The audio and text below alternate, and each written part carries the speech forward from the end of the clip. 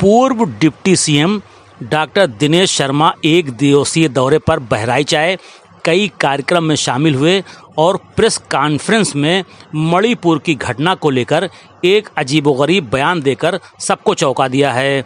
उन्होंने मणिपुर और पश्चिम बंगाल की घटना को लेकर पूछे गए सवाल के जवाब में कहा कि राजभर जी मेरे आवास पे आए थे और मुझसे उनकी भेंट हुई थी।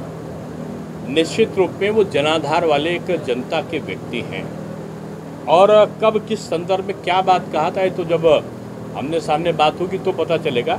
लेकिन उन्होंने एक वाक्य कहा है, उन्होंने कहा कि इस देश को केवल मोदी जी बचा सकते हैं और उनकी गरीब कल्याण योजनाओं ने मेरे मन में जो एक विश्वास पैदा किया है।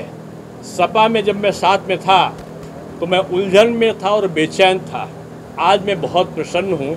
अब इस महायज्ञ को जो मोदी जी कर रहे हैं गरीब कल्याण का, उसमें मैं आहुति देने के लिए तैयार हूँ। कल मेरे घर पे आए थे और शाम को मेरे घर पे ही उन्होंने वक्तव्य दिया है। हृदय परिवर्तन हो गया राजभर जी का।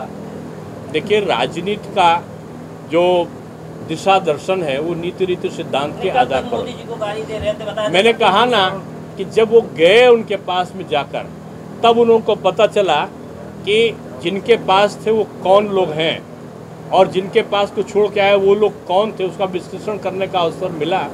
और उसके बाद वो नीति रीति सिद्धांत उनको मोदी जी के पर ही विश्वास जगा और आगे साथ। मणिपुर का जवाब दे चुका हूँ। नहीं, देखो, बीजेपी सहयोगी धर्म का निर्वहन करना जानती है और जो बीजेपी का नीति रीति सिद्धांत में विश्वास रखने के लिए कृत संकल्प होगा, उसके गुण दोष देकर बीजेपी उसको साथ। जवाब चाहिए। मणिपुर और पश्चिम बंगाल में जो घटना हुई है, शर्मनाक घटना, तो क्या इसमें विपक्ष का ही हाथ है? मैंने भी बड़े विस्तार से उसमें कहा है। आप अगर बंगाल की बात करो तो जाहिर सी बात किसका हाथ, वहाँ तृणमूल हत्या कर रहा है कार्यकर्ता, वो किसका है? वो विपक्षी तो है। वहाँ पर थाने की पुलिस जिनके वहाँ हत्या हो रही है उनके माँ बाप को बंद कर रही है, विपक्षी तो है। मणिपुर में भी मैंने बताया कि सीमा के अंदर और सीमा के बाहर के भी कुछ लोग हैं जो पूर्वोत्तर राज्य में शांति नहीं चाहते। आज आसाम शांत है, मेघालय शांत है, नागालैंड की हिंसक घटनाएं रुक चुकी हैं, त्रिपुरा आज प्रगति की तरफ बढ़ रहा है जहां जहां बीजेपी गई है, और मणिपुर भी आज मॉडल बना था विकास का। अरुणाचल मॉडल बना है। अब वो चाइना वहां पर अपना अधिकार नहीं जताने के लिए दौड़ पाता है।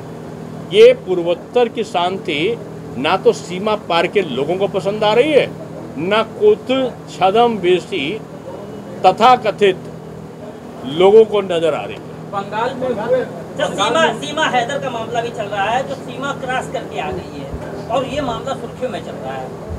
देखिए, अब जांच एटीएस कर रहा है, अब नतीजा आने दीजिए, उसके बाद कुछ कहेंगे। बंगाल में हो रही हिंसा के लिए वहाँ की सरकार जिम्मेदार है, तो मणिपुर की हिंसा के लिए क्या सरकार जिम्मेदार नहीं? दोनों में अलग अलग प्रकार है, उसका मैंने विस्तार से वर्णन किया है। नहीं, क्या सीमा हैदर का सीमा पार आना ये सुरक्षा एजेंसियों के लिए सवाल नहीं है? देखिए, कानूनी कार्रवाई बड़े सुनियोजित तरीके से, बड़ी अच्छी तरीके से चल रही है इसमें, और न्यायालय की कार्रवाई भी चल रही है। इसमें ना तो आपको टिप्पणी करने की जरूरत है ना मुझे है। कुछ दिन का इंतजार करिए, रिपोर्ट आने वाली, उसके बाद कुछ कहेंगे। पश्चिम बंगाल की घटना के लिए राज्य सरकार और मणिपुर की घटना के लिए सीमा पार जिम्मेदार है। उन्होंने कहा कि पूर्वोत्तर राज्य में जो लोग शांति नहीं चाहते हैं उनका मणिपुर की घटना में हाथ है। इसके अलावा श्री शर्मा ने विपक्षी गठबंधन को ठगबंधन बताते हुए कहा कि आगामी लोकसभा चुनाव में भाजपा 80 सीटें जीतेगी और विपक्ष की बोलती बंद हो जाएगी। उन्होंने ओम प्रकाश राजभर की वापसी के सवाल पर कहा कि मोदी जी के प्रति उनका विश्वास जगा है, इसलिए फिर साथ आ गए हैं। श्री शर्मा ने उत्तर प्रदेश को हर एक मामले में नंबर 1 और भय मुक्त प्रदेश बताया। पाकिस्तान से आई सीमा हैदर को लेकर सुरक्षा एजेंसियों की चूक के बारे में वो अपना बचाव करते नजर आए। स्वागत के दौरान एक पूर्व सभासद का हालचाल लेते समय जब उसने साफ कह दिया कि अपनों ही ने हरा दिया है तो वो खामोश हो गए। इस कार्यक्रम में सांसद अक्षयवर लाल गोंड, एमएलसी डॉक्टर प्रज्ञा त्रिपाठी, विधायक सुभाष त्रिपाठी, राम किशोर गुप्ता आदि मौजूद थे। आरएनआई के लिए शादाब हुसैन की रिपोर्ट।